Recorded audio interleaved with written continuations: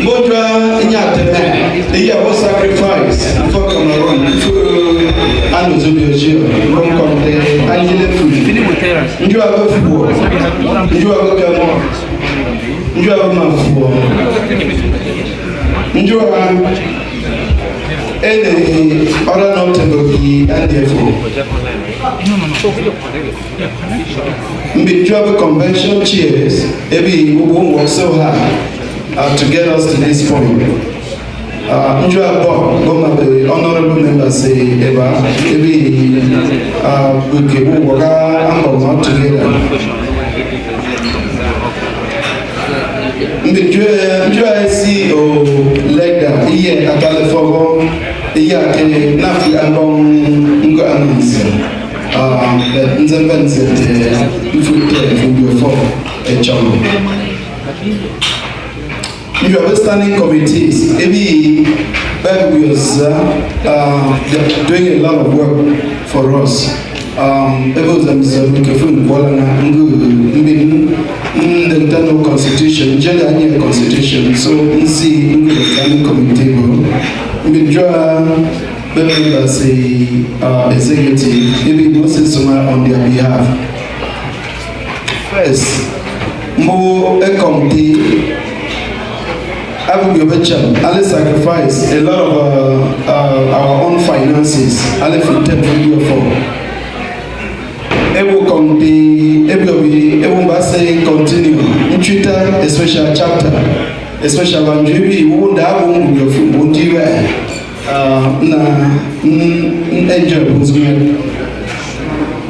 So, as was very short. That's why speech in Kebon, this side, good at the moment.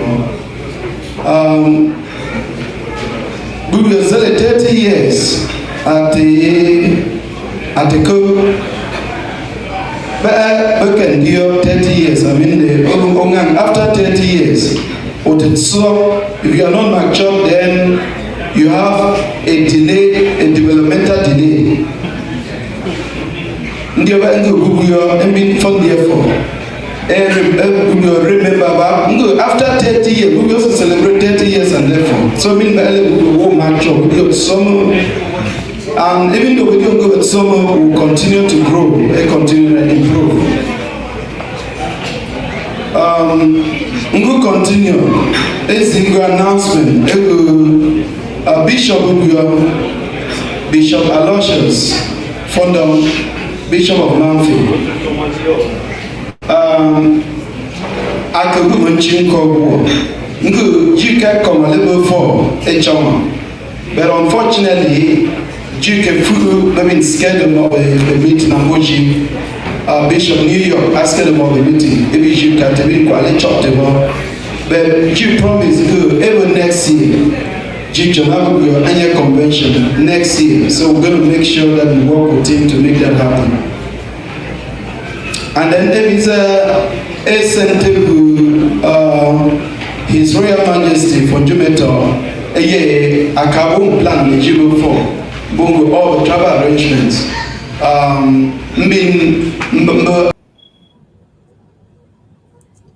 Yes, good morning, dear viewers. Good morning, Lebang people. Good morning, Lebang people. Mr. CEO, good morning, and you're welcome to Gaza Media. Good morning, Dr. N.S. Kumba, and thank you for the great work that Gaza Media. I was just listening to one of your speech that was about 2 years ago in Columbus, Ohio, where we're celebrating the 30th anniversary of LECUDO. You say we have to grow and become mature.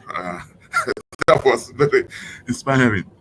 Yes, Mr. CEO, I think this is the first time we're meeting after the convention in Maryland, the 2024 convention, and it's almost about 3 to 4 months now.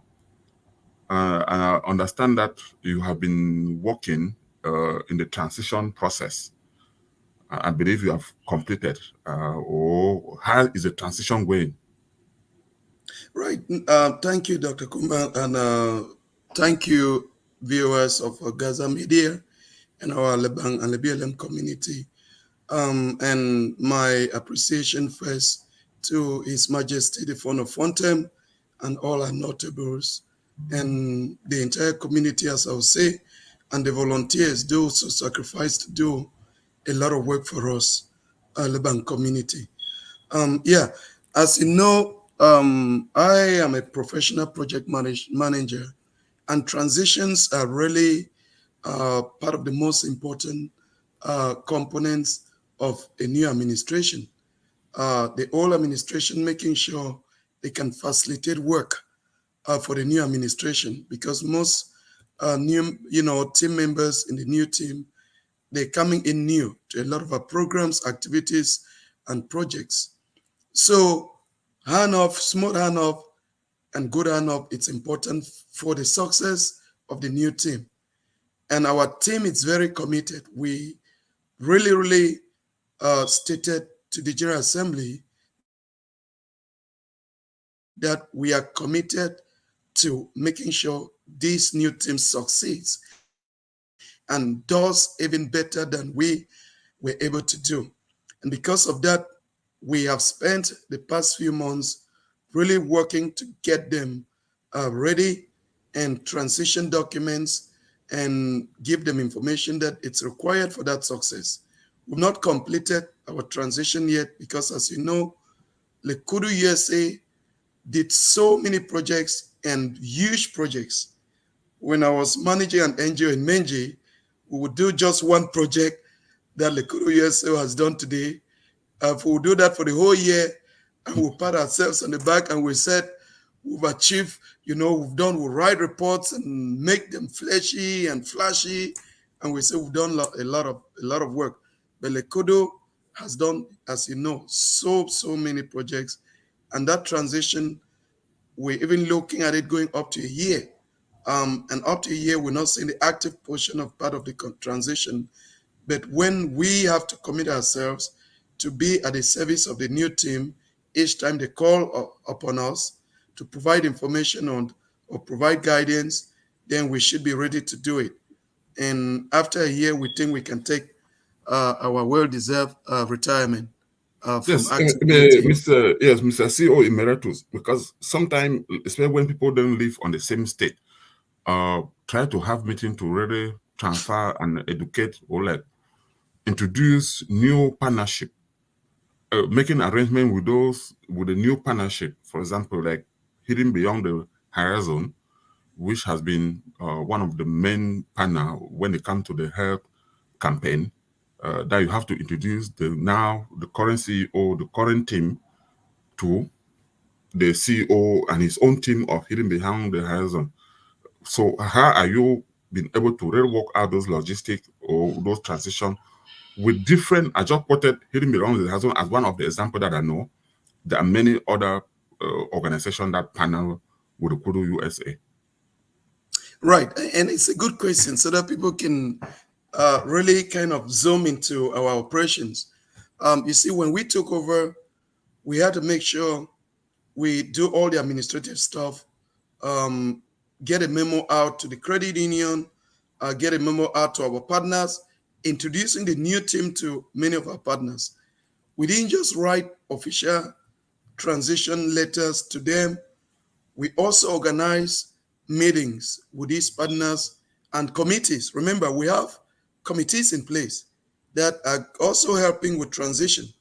And there's a way we operated. There are terms of references. There are committee memberships. There are committee chairmen, chairpersons who resign or who are no longer in their position. So we need to brief the new team about these facts. And it takes time because people are busy with their own private duties and private work, private family responsibilities. And as we said, people are all over the country. And we also have partners outside of the country. We have working stakeholders outside of the country. We have LECUDO UK, LECUDO Europe. We have LECUDO National in Cameroon. We also have people who are running our projects in Cameroon. We have the legal advisor, Dr. Ernest Folefa, who does all our contracts and all our memorandum of understanding. So you can see we've been busy, and I am telling you, it's not been easy. And you could see that we meet even in the bank, we meet even in cafeterias to have meetings. The current CEO, the new CEO, has also been to my house twice, because each time he comes, we set 2 3 hours to work on documents, because I cannot just take documents that have been generated for 4 years and for huge projects. I mean, lots of documents, and just dump them and send them to him. He is going to open this document. He's not going to understand anything about it. So we're doing it methodically. He comes, we work on a particular committee work, projects, the history of that project, and where we are. And we finish with that for that working session.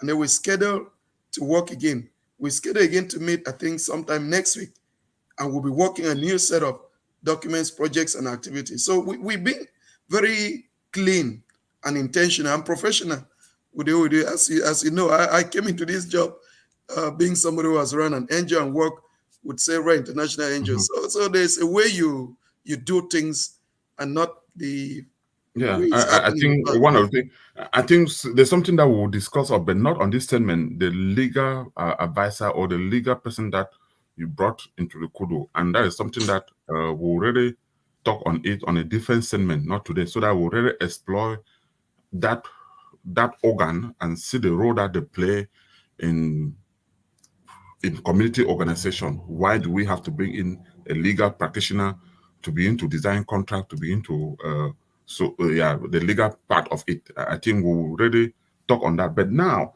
I want us to look at it was in the midst of I think at the peak of the crisis 2021, when under your leadership, when the first school was opened at Belenge, thing that people did not imagine.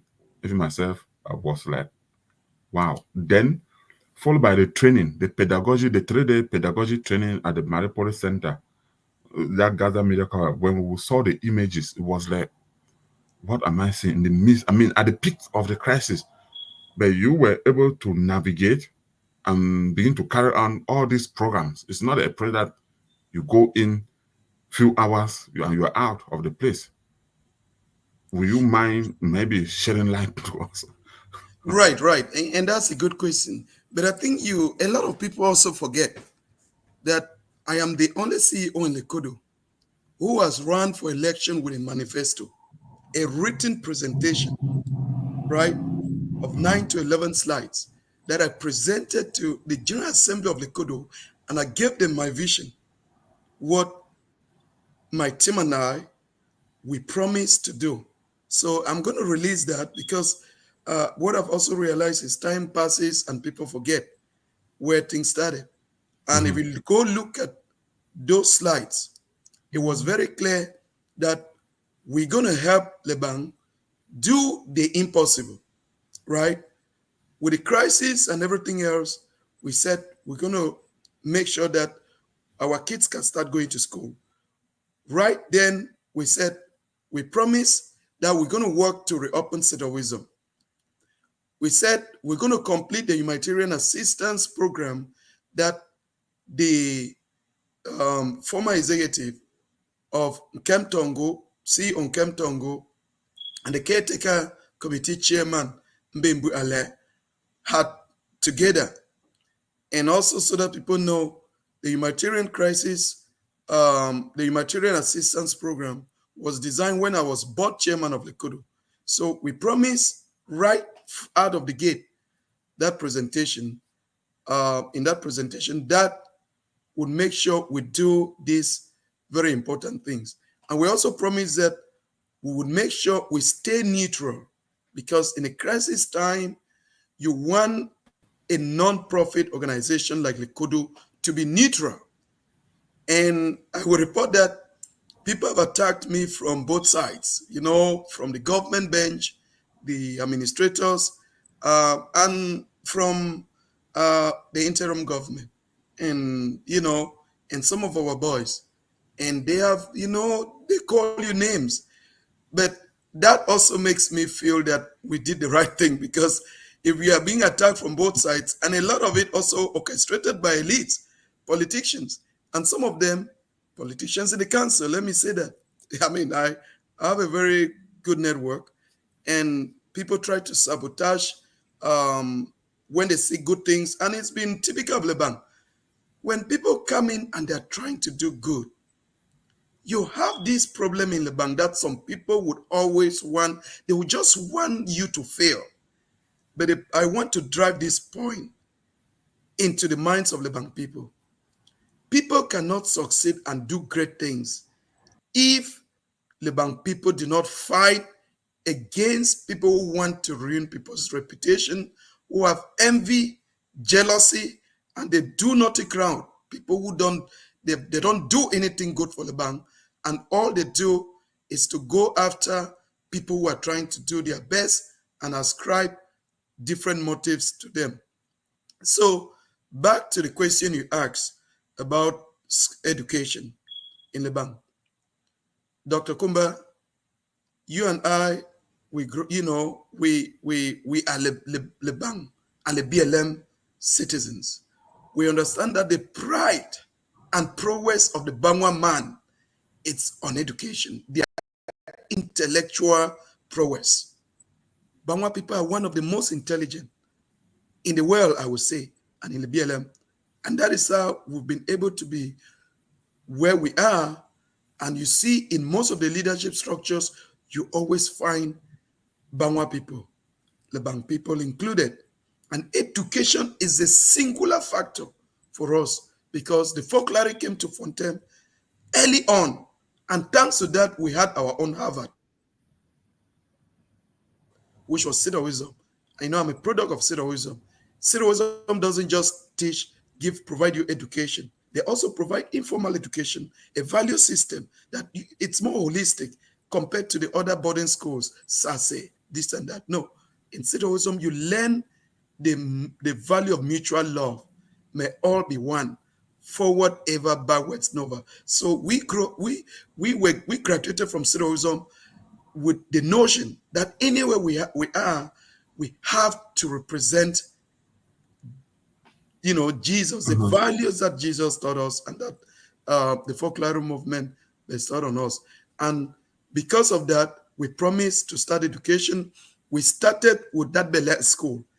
And I am convinced you still remember that when I started negotiating for that school to start, there were bombs being thrown at us from all angles. But as I said, we operate like the Red Cross. We negotiate with anybody. And I think that has been what resulted to our success. Even the people who criticize us on one side, I talk to them. I negotiate with them because we are an NGO. We are supposed to be apolitical. The government of the United States expects us to be apolitical and expect us. I did a lot of training on conflict management, conflict resolution. And that has really helped me because no matter what you do, there will be conflicts.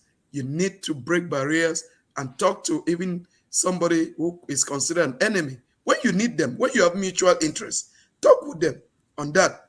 And because of that, you've heard people say, Terence, LECUDO does this. On one side, LECUDO is supporting the boys. On the other side, LECUDO is supporting the government. But, we are just fine. We're fine with those. I know. People, as a leader, you need to have a thick skin that focus on the community, the interest of the people. If you focus on that, trust me, people understand that people are just trying to ruin your reputation because they are angry that you're doing one thing for the community that affects their personal interest. And that is quite true. And sometimes too, people sometimes people lack information and they make conclusion by themselves, or they intentionally know that what this man is doing is right, but because of their own ego, because they want to protect themselves, so they'll find everything to pull you down. I remember, when during the pedagogy seminar that took place, that started. Thank you. Right. And let me speak about that because it speaks to the disingenuity of Lebang people. Some of the people you see make a lot of noise on the different fora, Lebang Fondom in particular.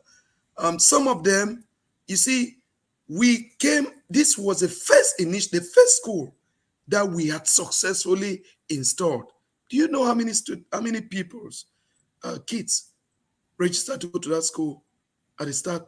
58. So, Dr. Kumba, let me tell you what really pushed me. There was a young guy at Chenfam who was about 4 or 5 years old when the crisis started. And when we came in, somebody called me and said, there's a boy in Chenfam who is about 9, 10 years, has not been to school, because he did not have family outside of Nchemfam. He didn't have family outside of the country that could help relocate him. Like some people had the privilege to relocate to Chang, Fumbot, outside of the war zone. And because of this, that child has missed out on early childhood education. And I asked myself, I said, wait a minute, how fair is it? People can fight, but education should not be a weapon, used as a weapon. Because all the fights that people are fighting to help improve the situation of Anglophones, you need educated people in a future generation that is educated to be able to continue that fight, to fight against marginalization. People should not make any mistake.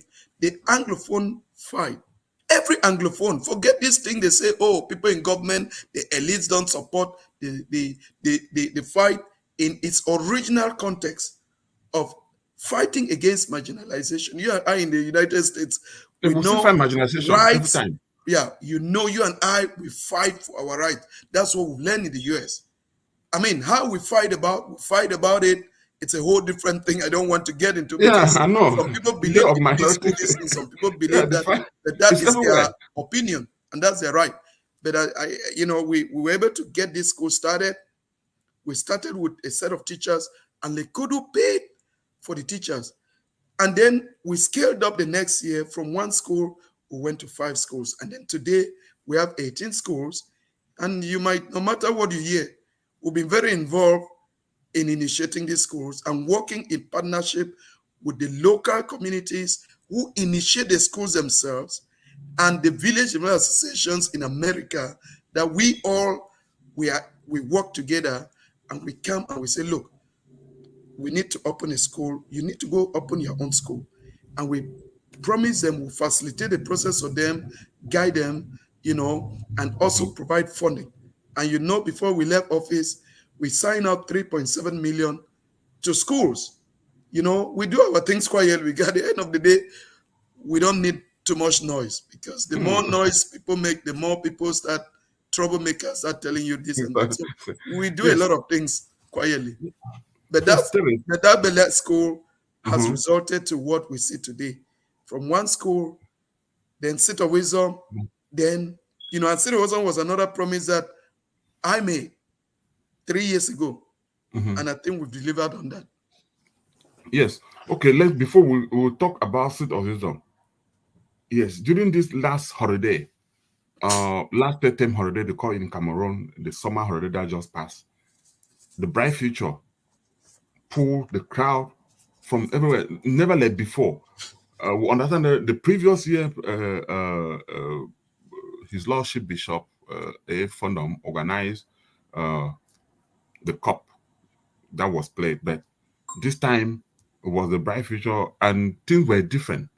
I mean, the crowd there, even when Gaza Media covered with some other media outlet, I mean, every time you go back and watch some of those images, I'm sorry I cannot pull them up right now, but next time when we're having this kind of conversation, we'll try to bring some of those images to refresh the minds of many.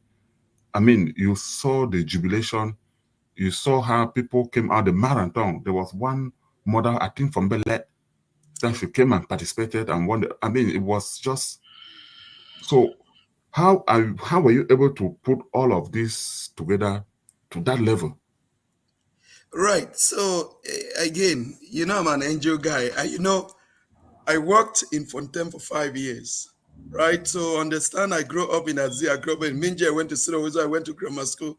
So I have a network, and I understand the lay of the land, understand how to get things done. So, but one of the things that I taught for the project for Seat of Wisdom reopening, again, so that I provide context. I've heard a lot of nonsense out there. Why did we not go do the competition in Menji? That's nonsense. People should not get into something they don't have a clue. So this competition was part of my strategy to reopen Sidoism. And I understood that for people had been hesitant whether Sidoism can really reopen. And I said, okay, this is more a psychological this thing. And the second thing is we identified as Inspired Bright Future, which is a non-profit organization, and it's at liberty to do whatever it wants to do to help the community. You see, there are things LECUDO can do. There are things that are very difficult to do with LECUDO. Because when you come to a crowd of the General Assembly and to people who don't have your background, right? And you say, let's do this, and it would help and have this impact. This is the result we seek. They don't see it, they don't understand. You know, people want a lot of tangible things, something they can touch and feel, but they don't understand that a lot of tangible things only result from intangible things. You organize a competition, you involve people, you also use that to pump money for rentrée scolaire. So we had multiple goals, right? The city was on front, but also to pump money to our people on the ground so they can have some extra money through the money we spend. We spent about 2.5 million, and it was all donations from good people, right? In the United Yeah. States, in Cameroon, and as you know, I am not a politician. I don't give a damn to political leanings. So I go to anybody who wants to help solve a problem, whether they're in the CPDM, they're in the whatever the other, factions, whatever. I don't give a damn. I operate as a non-profit. People need to understand that we don't pick sides. So when we put this in place, we're having meetings twice a week.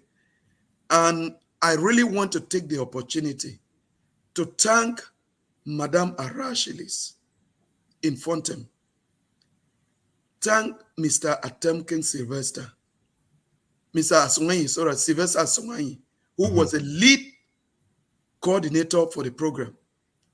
And you had the priest in Menji, you had Mr. Rofius in Kemtaza, and you had Mirak Mbetasong. Mbetasong, yeah. Yeah, Mbetasong. And then you also had Mary Health, the folklore. We got into a partnership with the folklore.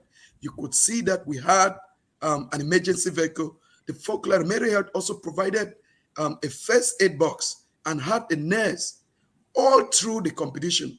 So we did this very professionally, and people were surprised when they started seeing things happen. And we're playing every day, and we had 7 teams. But you also remember that in around 2012, 2013, I'm a sports guy, and people very popular in Menji. I was a senior sports prefect in grammar school, and I played in most of the school teams. So soccer is a big deal for me, especially to bring young people together and make them have a sense that they too matter, right? So in 2012, I co-opted my friend Dr. Sirimofo and Dr. Julius Omunga for us to start sponsoring Sorry, I 1 think million every year. there was a network. There You was a see? network issues. Yes. Yeah. So we're allocated. So when I said in 2012, about 2012, 2013, so I reached out to my friend Dr. Julius Omunga and Dr. Sirimofo that we should start sponsoring a sport tournament for Menji for Fontem, right? And we were dedicated to sponsor to put in 1 million every year. So about 500,000 for the cup and 500,000 for administrative aspects. And we started, and then Cameroon, a little bit of mismanagement. We got we got a little discouraged, but that is what we're gonna do. We think sports is a big component, but we didn't just address sports doing the That's bright future thing. We also did a lot of health issues, right? that's why I And wanted to social ask you determinants of health. about. Yeah, that's why I wanted to ask you concerning that it was not just sport. It probably had some component. Will report passively on it. I wanted to give you the opportunity to explain because there was a presentation on her. I think the one of the top was on sickle cell, Then one of the talk was on sexuality, how female teenagers should preserve themselves. I think Dr. Michel was giving a lecture in public. So can you throw more light on that part, that portion of the health component for the bright future? Right. So I think one of our goals with that was really to look at social determinant of health, and also, but principally, the impact of this crisis on our youth. As you know, the vision of Bright Futures, it's really empowering youth, women, and communities. And we realize that we've done some research surveys and found out that the damage that these crises have done to the BLM and to Lebang, I don't think people even have an idea. Young youths who normally would have been in Fontem in their community that they know, and they would have had encountered a lot of supervision. And as you know, there's a general saying, African proverb, that it takes a community to raise a child. And Yeah. you know, when these kids are within their own community, everybody, everybody is a parent. You know, somebody will meet their child, they are doing the wrong thing, the person will intervene. That is missing. Now they have all been displaced, pushed out in different, living in these cities. They are renting. Their parents are in the village trying to work, do agriculture and raise money and be sending them food to Chang, Douala, Yaoundé, Boya, Kumba, and that lack of supervision. And what happens? You have exploitation, and a lot of it sexual exploitation. If people don't understand what that means, I think then there's a problem. Because so that's one of the things we really wanted to seek to address, to educate these youths that they need, as much as they find themselves in this very vulnerable situation, they too have a responsibility and obligation to protect themselves, to engage in self-management, responsible behaviors, right? And preserve themselves for a better future. So I think it is high time we bring our youths back to where they belong, to their own place of birth, which they have a birthright to, rather than saying we're fighting these people. And our kids are all now in these French schools, learning French, learning the French culture. So you see, there is something wrong with that. So let's bring them home and get them to go to school in their own place. I don't think Yeah, this I has think anything to do with the struggle. So education really should be something that everybody on any side of the struggle should yeah, support. I think it takes a village to raise a child. I remember vividly late Chief Fowler King. He used to be the police of every child in the village. When he meets you, the first thing we recall, who is your father? Why are you not in school? Do you pass an exam and stuff like that? I think that is something that every parent was like a parent to every child in the village, and that was just kind of humanity and morality that we have in our culture, hospitality, to make sure that. And it's a religious test too. It's also a religious test. Anybody who goes to church knows innocent children should not be used as a weapon for any fight Mhm. that you want to have. I mean, everybody knows that, right? These children are our future tomorrow. Parents struggle.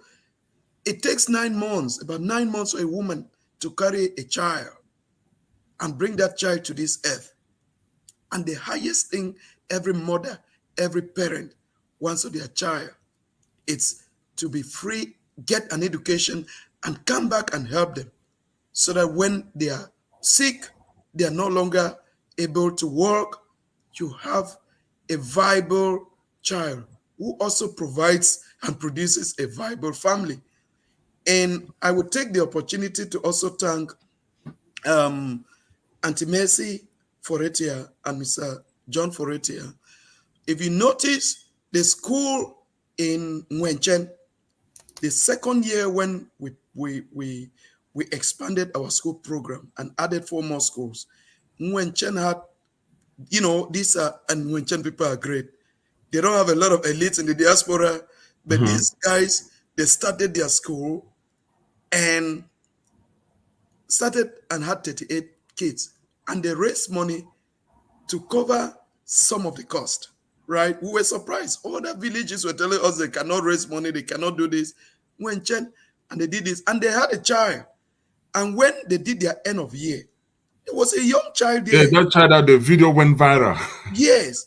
And when Auntie Mercy Foretia, I am telling you, Dr. Kumba, when they saw that video, they reached out to me and they asked me and the Secretary General, Chief Information Officer, our unbeatable Mrs. Mhm. Sheila Temken, and they asked us to come to their house. We went to their compound. They almost cried. Auntie Mercy almost shedded tears. She looked at that video and said, this young girl in class 4 who was so articulate presenting an end of year speech would have become a farmer, a house girl, or a house, they call them housewife. Not because she wasn't intelligent naturally, but because we refused to provide the opportunity for her to get an education. And they called me and they said, look, LECUDO, Terence on your team, look, we guys, we are grateful. And because of that, they gave $1,000 to support the education of that child. Because that child, to them, people need to understand, it was not just for that child, but it was, they were making a statement just through that one child, that for us to be able to provide education to our children, it's the greatest gift that we ever provided to the community. And the parents of that child also were so generous.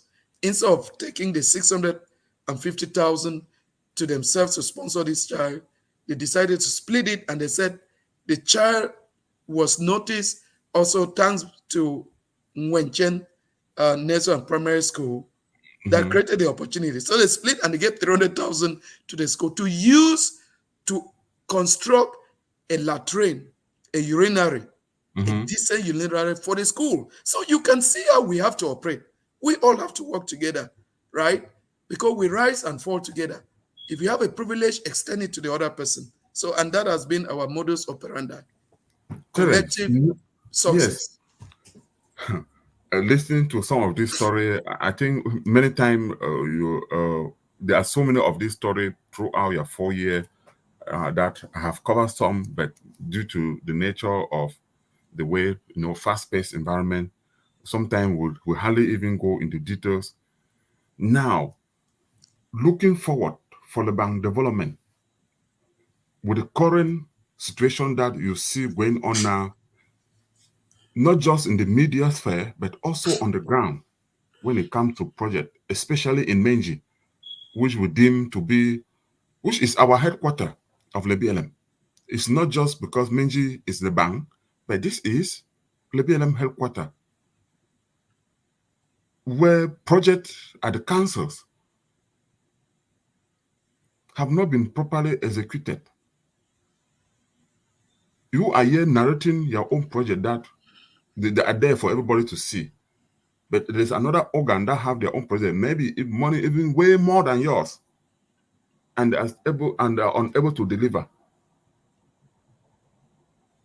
To you, what is the problem?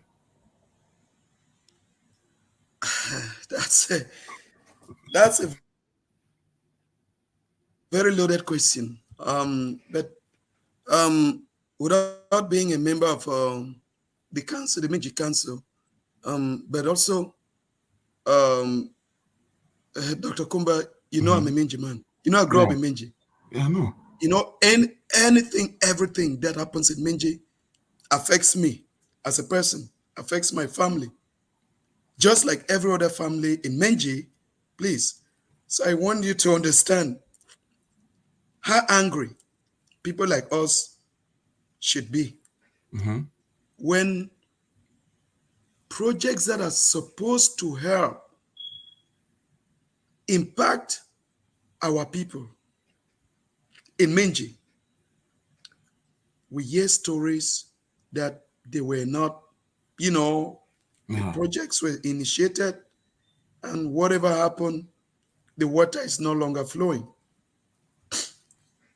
And I know the actors in leadership. And the first thing I would say is I would really take the opportunity to thank the mayor of Minji Council, who I believe, when it comes to our relationship with the council, has been superb. The mayor has been a loyal partner to our development efforts. I mean, LECUDO USA's development effort. Even when some people, then whatever, I don't want to get into that, but even when some people that we think are supposed to be loyal and more patriotic than the council would go to the mayor and say, please, do not give LECUDO USA the authorization to do this or that. And the mayor said, no, he cannot do that for your personal reasons, for whatever your motivations are. It's not going to bring politics into development. And he has given us all the authorization. We have memorandum of understanding that we signed the council. The road project, as you know, we have an understanding with the council. And let me just throw this a little bit so that people, our viewers, can understand.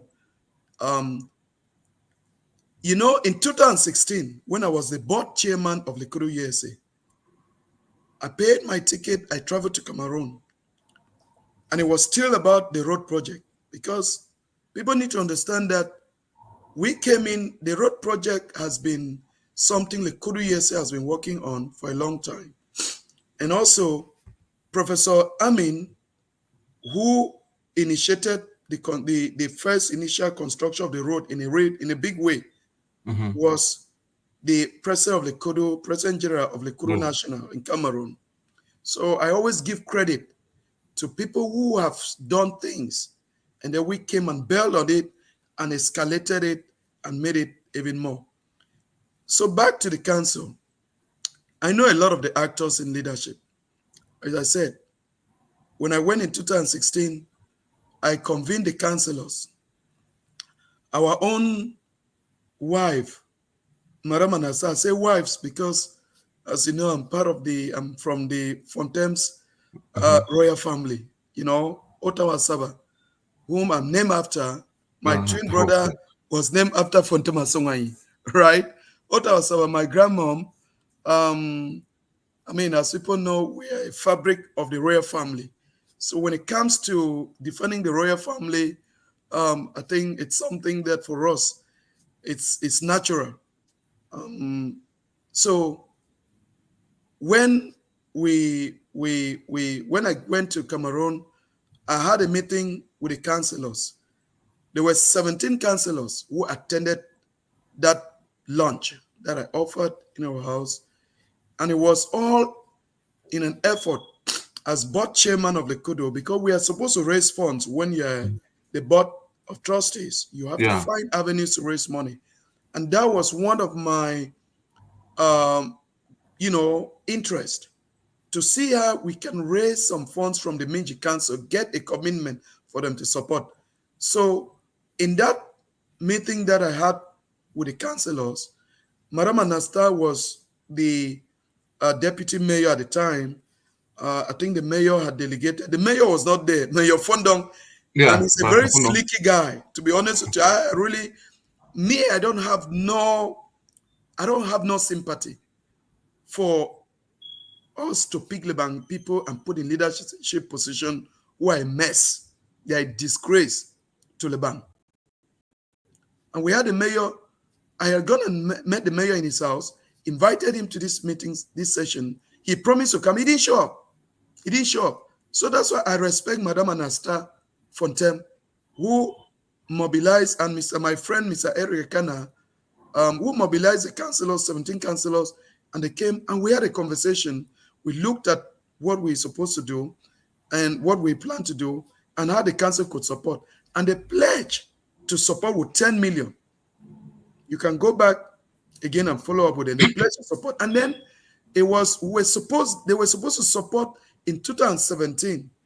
After I came back to the years 2016, we prepare everything, prepare the project for that Ngondeng Road, and then we tell them how they will inject their own support. Now, the crisis break out, they couldn't do that. But fast forward, when I became CEO, I went back to the council. At that time, there was a different mayor, Dr. Nikashos. And I went back to him and said, look, Lord Mayor, we had this opportunity with the council. They are committed to supporting the road project, and they are going to, they promise to give us 10 million. And how can you do to support this road project? And that's when we went through a series of things that we can, they can do and to complement what we are doing. At that time, there was a 100 million project funding that had been given to Minji Council to do the road, to work on this same road.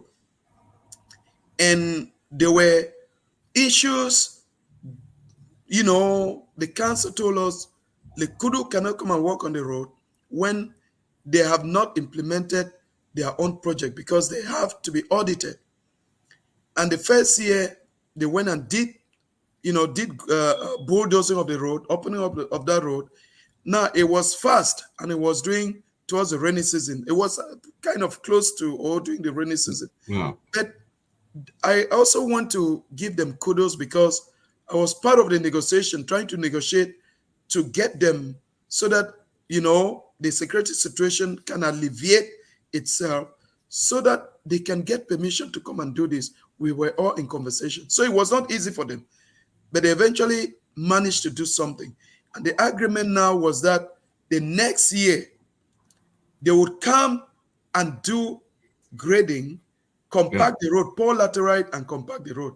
And then we would come and do the gutters and do a few other things. They didn't do the grading, as you know.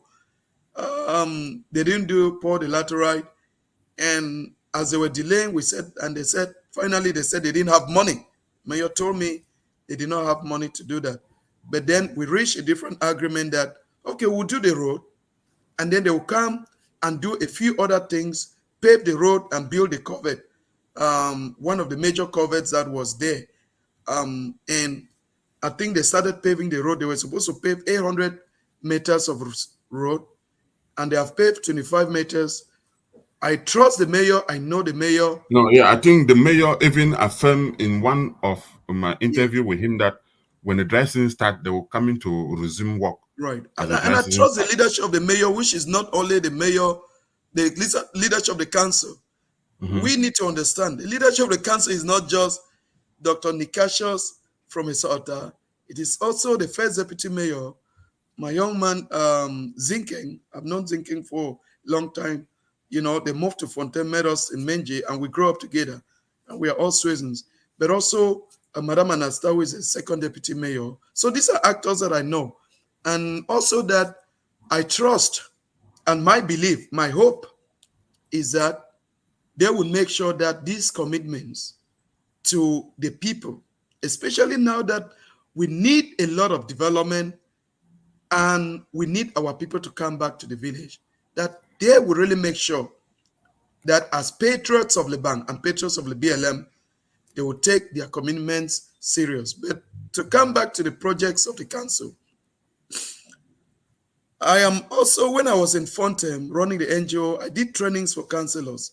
When Mayor Mbiao became mayor, Erudev, which was a local NGO that I was running, and they're working with all these international NGOs outside, were giving certain opportunities to help him with, because we're the professionals when it came to projects. I used to design projects for community groups, CIJs, and associations and cooperatives and all of that. So I designed quite a good number of projects. So he would use our services in terms of training. In fact, we had a partnership with the council then to do a few things.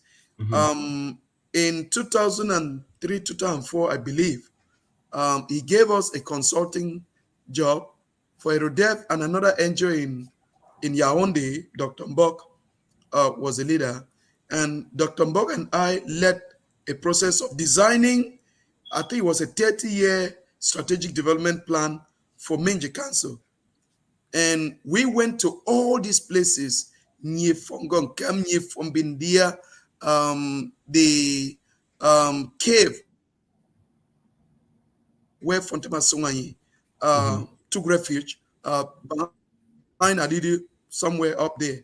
We went to the BLM waterfall. We look at ecotourism. We had a comprehensive way of looking at, Fontem, Menji Council municipality, which is it's this thing. Of course, we were not able to reach some of the deep areas of George 3, but we produced a document that was supposed to be the roadmap for the strategic development of the municipality. So I don't come into this very new, right? So these are people that when I was in Cameroon, I did a lot of work with them. So I know some of these individuals, the councillors, some of them have been there for long. I think one of But I know you wanted me. No, I think let me learn. I think you really wanted us to hone in on why is it that so many of these projects have not been implemented, executed, at least to a passable mark. With a passable mark, we're not talking about perfect, but we'll talk about just passing that 10 out of 20, right? Passable mark. I think there is a problem that we have. People should not use a struggle. Let me be very frank. I grew up in Menji, very involved. I know the council, I know development projects in Fontem. Because I even want to reference one of the projects that LECUDO USA co-sponsor with one of the village in Lebang. Was that the water project? Water project, yeah. And the water is still running, and it was their water is running, and they're expanding it. And this is also still in the pit. Yes, this is also still in the pit of crisis. No, if you want to know what angers us, we've had a water crisis for a long time. No, I remember even myself when I was in Form 1 in Menji, right? Thank you. I think I was explaining how we used to get up at 5 o'clock to go fetch water, to go come and take a bath or shower. And in that, our strategic development plan, we argued for the decentralization of water supply because we only had a central line coming from Azi, right, from Menga's area, as you know, up there, right? The tank, Fiengap, that the tap from Fiengap, that central line, we tap water centrally, and before it gets to Menji, right, it has slowed down. The pipes are, were kept, they were destroyed. People are always doing road construction, and they didn't care. The pipes were also laid parallel to the road, just some of them right on the road. So each time they come to grade the road or do work on the road, they will get those pipes. So we argued in that our plan that they should decentralize water, and they should go to Mbetaku. There was a water source up there in Jensa, that they should go tap water there so that the water can have the good gravity to come down, and then they should have a storage pipe in Menji, that they can store that water, and then that big tank would again have the gravity to distribute water. Pressure to distribute water in Menji. We also had another source at Fort Abaoncho that they can go there and tap another source of water, so that we decentralize water supply, right? And we also create for redundancy, so that if one water source has a problem, the entire Lebang or Menji municipal headquarters does not go into an arid, situation. And even when I was in Cameroon, before I got my scholarship, come here, do you know the water committee that was supposed to be managing the water from Fiengap? They used to have huge amounts of money, and they would still squander and mismanage it. So the point I'm making, you see, my father's school, my father was a headmaster of Paku, right? The biggest bilingual primary school in Menji. Do you know that Even people from a contractor from JA took classes to construct classes in that school, and they mismanage it. So this is not a security issue. People should not fool people. The issues of mismanagement of contract and embezzling of funds is as old as Do you our. want to say it's in the DNA of Lebang people? Yeah, we have had acute problems that have gone on. So my uncle Nkemke Awung used to be a petition writer. That is how a lot of things got. That is how they even kind of created a deterrence to some of these trouble. We had many people who were petition writers. If you look at Moonhead, we have somebody here who is currently here in America who almost hit my uncle with a car, Nkemka Awung with a car, because my uncle wrote petition against him because there was about 75 million that was awarded. I'm talking about 1990 something, was awarded And, to fix Moonhead. Do you know and what they did? when you talk They about 50 embezzled this million money. at that And time, that would be like a lot yeah, of money and my now. uncle petitioned the government, and the person, my understanding was that he was sacked. He was I don't know, they say appelé à d'autres fonctions. Function. No, relevé. He was removed Mhm. and sent to Limbe, right? So the point I am trying to make here is citizens, the communities have a responsibility, for heaven's sake, to police their contracts. Nobody's going to leave Yaoundé to Okay. come do it for you. You have a lot of these contractors face challenges. Some of them might be good people. They might also need us to unbottle the bottlenecks that they experience and the different chop that would kind of run through the procurement process and everything else, right? So we shouldn't only always look at them like enemies. I think when you get into these things and you try to scapegoat, it does not work. They say he Yeah. who seeks equity should come into equity with clean hands. So if we're trying to get them to account, we should not bring other things to it. It shouldn't be that you hate somebody, you hate the deputy mayor, you hate the contractor. No, it should also be, the onus should also be on the contractors and the leadership of council to declassify. What I don't understand is that since Lebang people and people of the municipality have been asking, who is this contractor? Who are the councillors? Everybody sits mute. You know, when you do that, it gives an impression that you're hiding.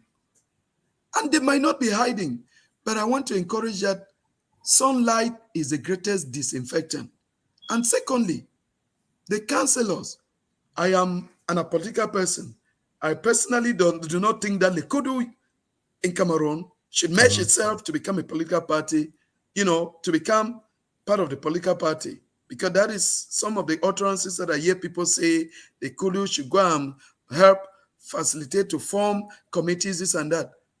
People have to be careful Careful. what they're asking for. LECUDO is All right. supposed to be very independent. Yeah. But the problem with the projects, it's usually, especially now during the crisis, a lot of people have taken advantage of the crisis to swindle project money, No, right? I think yeah, I think we have been able to establish that you have able to execute project in the midst of crisis. We're talking about school opening started with one school up to 18 school right now. We're talking about the water project in you that Gaza Media actually covered. Water is still flowing there up to now, right? So this was at the peak of the crisis and the hair campaign and the rest. So people, I think, to say this has not been done because of this, I don't think it's a good, No, it's a no, very good. we also want to be honest. Insecurity has been a big Yes, it's a factor, threat, but at least. right? Mhm. And I know my guys in the council. I know a lot of them. There are people I grew up with. I didn't just grow up in Minja. I grew up in Minja. I grew up in Azia. I come from J. One of my grandparents comes from Jensen, right? Bay for Sos farm. So I'm kind of covered around. My mother's this thing is a chief of Georgie, Lebang, Fortabang, or Fortabang, Yeah. too. So I understand what is going. So we want to also be fair that insecurity has been a problem. But why I don't want to use that as an excuse is because the embezzling of project funds did not start when the crisis began. Yeah. It's something that has been deep, has been in the DNA. It seems like we I don't know whether we need bleach to bleach it out of the system. You cannot compare Wabane Council and Minji Council. In Minji Council, let me tell you, my brother, I grew up in the area. I understand people would fool around with project money, and then you very soon you hear that there's a fire in the council. The council building is bent, and they'll bend down files, bend down files even for the legal department, right? For the courts. These things are not mutually exclusive. I come from the area. I understand, we speak in the cartier, and we know how things, work. So Yeah. you see, for us Yeah. in LECUDO USA, I can promise everybody, all our projects, we sign a contract. We sign a contract and we mean business.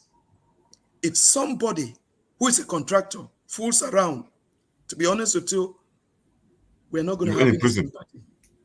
And that's why we prioritize the bank people to get our contracts or the BLM, because we feel that anybody from the bank or the BLM is more patriotic than somebody from outside. But I can tell you that when it comes to contracting in the BLM and in the bank, most of the many contractors from outside sometimes have been more loyal than the Those of us dishonest from within. Lebanon All right. contractors. And there's also something going on in the council, which we know. The councillors, the councillors, they take projects, they take contracts. You won't see their handprints. This is as old as, I live in Menji. And they find somebody, use their letterhead. That person is the one taking on. But you know who actually took the contract? Is a It's a counselor. councillor. They are the ones who determine what happens. That person you see is just a figurehead. They're just using their letterhead to do it. There is no problem with that if you can do the project. If you can do the work, I mean, people that just has don't need to been do the work. dear viewers, that has been one of the issues that Gaza Media has focused on, irrespective of whatever any person is saying. If you say this thing was completed and water is not flowing, at this point in time, I'm not so much interested in the mechanism. I'm interested in the end product. The end product. Exactly. Yeah. That's what matters to the common man. And That's I'm what saying matters to the because community. my father used to be in the council. My father used to be a councillor.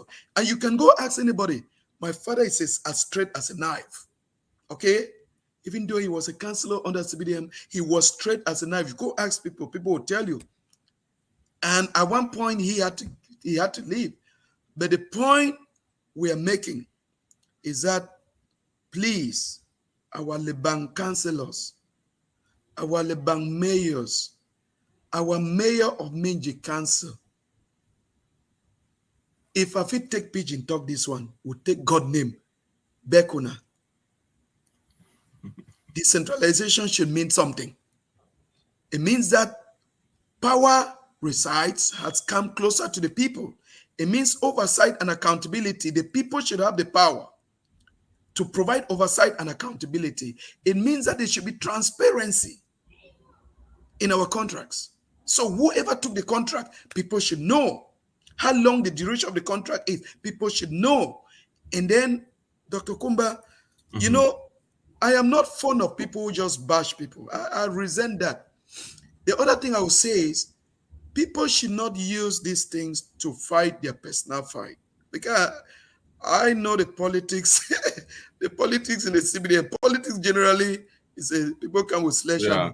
It's a very, you and I will be Exactly. talking here very transparently, and we focus only on the issues. But you might have people who want to use this and start preparing themselves, how they'll run for the next mayor election, how they'll remove somebody from this thing, or because they have a personal grudge with somebody. Please Mm-hmm. let people avoid that. If you want equity, come into equity with clean hands. Don't come and accuse your brother for something they have not done. And that's why you see the way I speak. I speak generally about the expectations. I don't accuse that somebody has done this because I don't have the facts. Yeah. Okay, I did some courses Okay, in law. Before you Mr. accuse somebody, CEO. before you make a decision, you must Yes. have your facts. At least let's end it for now. We would like to have you back here. This is a program that will continue to make sure that we reach our people, we educate some of our people. Sometimes some of this information people don't have an idea what is actually going on. We think that with this kind of program, with this kind of educational program, and holding our people accountable and being transparent in the public, I think it's a way forward in which we can develop our community and make it a little bit sustainable and make it kind of a paradise or the harvest, as we always say, Southern is the harvest of the BLM. So I want to thank you so much for your time and for coming in here today. Yeah, so let me say one last thing. Um, as I said, we've been able to do a lot collectively. And if you're a leader, you know, people will call you names. Our leaders need to know this. Just try to do the right thing. Be very straight with the community. You see, in spite of the fact that we in LECUDO, when I took over LECUDO, if you look at, I modernized the organization, did a lot of transparency. But you still have people, and you know me, I'm in the cybersecurity field, so I have some capabilities to kind of know what people are doing without them even knowing. So, and you have people who would go and they will go and call some other person and text people to say, go and say that this person, the CEO of LECUDO, stole money. This is, you know, people who are fighting you on their power, they want power, but now they resort to clandestine methods to fight you. The one thing that helped me is that I had a thick skin. I'm a son of the soil, and I was tolerant. Somebody would come and accuse me falsely, but people will see that the next minute I'm talking to the person. Because at the end of the day, you see, we have to avoid having all these grudges. Grudges don't help. But also, we also have to, you know, be transparent. You see, when I was leaving office, our executive was leaving office, we made it clear to the General Assembly that we want an audit, even though the board of trustees has been, conducting internal reviews. These are not audits. We call them Mhm. internal review professionally. Now, or you can call them internal audits, but they did not rise to the level of internal audits. You know, I have been compliance officer for a healthcare company, and I know what happens, the difference between internal review and internal audit. But we told the General Assembly, we want a professional accountant, an accredited accountant, to come and audit our tenure for the past 3 years, Mhm. irrespective of what the the board did. This is the way we have to operate when we have the public, when we are managing the public trust. Because, and the other thing I would say in our community, people should stop weaponizing audits. It's something I have been trying to educate people. An audit is a quality assurance tool, control. I mean, the cybersecurity field, we talk about controls a lot. I know a lot of people, sometimes people come and talk about controls, but they want controls for other people. I have to do intra controls where the controls have to be to check my work, how I did it, check my executive work, how they did it, check the board, how they did it. And the goal is to identify errors if there were any unintentional or intentional mistakes that are put out there, that it's more of lessons learned. We learn from it so that we grow the organization. The next team comes and does not make those mistakes, right? So it's a quality improvement tool. So people should be very open to audits, but people should not also weaponize audits. If you're an intellectual, you know what this means. Don't come and make yourself a fool to start weaponizing audit because you want to get somebody. You don't get anybody, you Yeah. know. Again, thank you. At the same time, too, people should not be scared, because when they say all the some people say, "Who is stealing money here?" Yeah, but that's what I'm saying. We Yeah, volunteer. We said they should come and do an audit, and we are going to provide the documentation. You understand? So we, yeah. we want to show people how. And I let me conclude by thanking the Lebang community and the BLM community because Dr. Kumba, when we took over, LECUDO used to raise about uh, 20 to 30,000, no, about less than 20,000 for their fundraisers. And we used to have about 200 and something members contribute annual dues. When I came and took over, if you look at my presentation, my first thing was to rebrand LECUDO. And rebranding LECUDO required me to ruffle feathers with some people of the old school, old dispensation, who wanted to do things, the way they used to do. And I said, no, we are not going to, if you continue doing things the same way, and you expect a different result, that's a very simple definition of a fool. Then you're foolish. So we needed to bring in transparency, accountability, professionals, and positive or negative feedback, evaluation. And that's why we have a project officer who monitors, who coordinates our project on the ground. He's a paid staff of LECUDO. He coordinates our projects. We also do a lot of evaluation and monitoring. So the solar project, he goes and he inspects the project, makes sure things that were not done adequately, the contractors can redo them. And I also want to assure those who sign up for the second phase of the solar project, because Dr. Lemji was busy. He was a project chair for that committee, but because of the responsibilities that he had for his job, he said he could no longer chair the committee. So I think the new team is going to find a new chair. So we had to pick up that second phase and run it ourselves. So we've not handed Okay, over the so project Dr. yet. Lemji right now, Dr. Lemji is no longer the chair of the solar electrification project. No, he's not. But he indicated, Okay. and we are very grateful that he indicated that he will still be available to participate in the solar committee. And I want to thank Dr. Lemji. I know he has handled several portfolios. I know in many occasions he has had to hand over those committee responsibilities to other people because of his job. But my expectation was that he would at least complete this particular committee, the solar. He would at least complete his tenure there. But he's busy and he has done a lot with us. Just like Dr. Fortuchang, as you can see, dramatically transformed the road project. Professor Kemji for education. I can go on and on.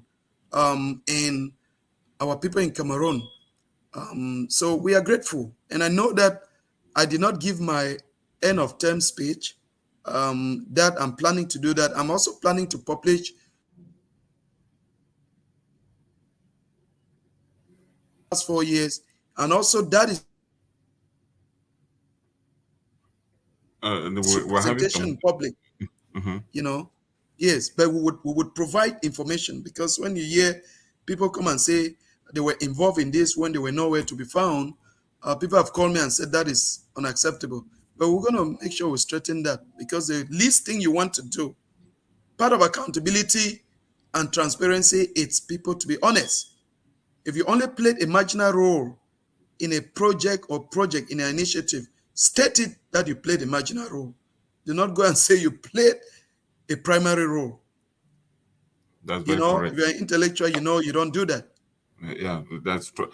Well, Mr. CEO Emeritus, this is Sunday. I believe people will be praying to go to church, and I want to thank our viewer for tuning in this morning. We'll continue to inform the public, continue to at least see how we can continue to evaluate, maybe hold some of the leaders, community leaders accountable, ask them simple questions so that they can clear themselves no one know all. It's a learning process for everyone. And I want to thank you for the services that you provided to LECUDO USA. And I hope you will still continue with a smooth transition and helping behind the scene as the new executive has been pleading that they think you are not going away. With that, let's end this segment here.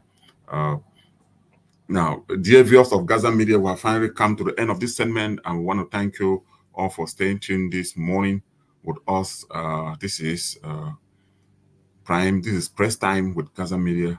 It's a community program that we just discuss some of the things that are happening within our community. And again, you have a wonderful Sunday, and bye-bye for now.